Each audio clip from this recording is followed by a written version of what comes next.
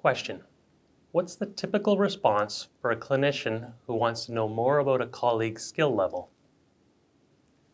It's not uncommon to hear a clinician use some version of the phrase, "I would trust her to care for my family." This video is created to introduce you to what is a very interesting way of thinking about both learning and teaching. It's demonstrating something called an Entrustable Professional Activity, or an EPA. We will cover what an EPA is, why it's important, what's involved in using EPAs during a rotation, and what's trust got to do with it. Here's a multiple choice question. What is an EPA? A unit of professional work. B, what's actually done during the clinician's day. C, something that can be assigned, measured, and observed. D, that same something that a supervisor could trust a learner to do independently or unsupervised. E, a way to teach and assess learners.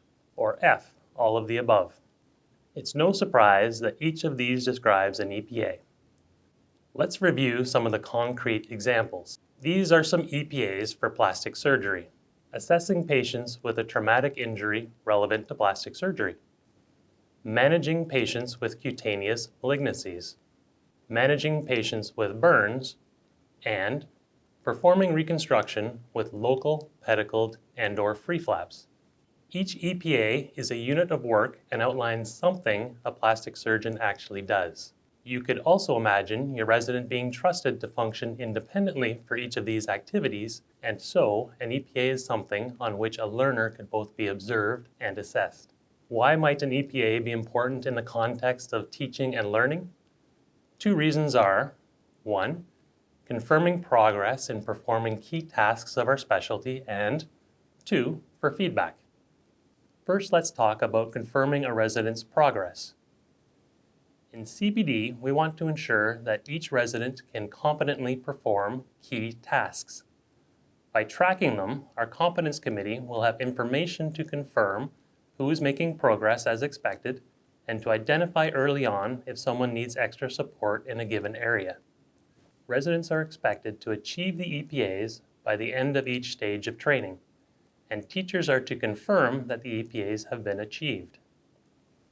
EPAs represent the integration of a large number of competencies into a manageable number of activities for learners. They also enable supervising faculty to meaningfully assess residents during the training program. Remember the other reason? The second one is for feedback. For years, learners have been telling us they want more meaningful and helpful feedback.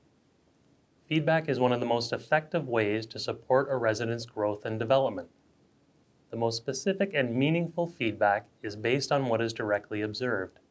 It is by directly observing an EPA task that you're able to provide the most helpful feedback about it. So what's trust got to do with it? The more a supervisor directly observes a learner, the more likely and easier it is to confirm that he or she trusts the learner to perform an act independently or unsupervised.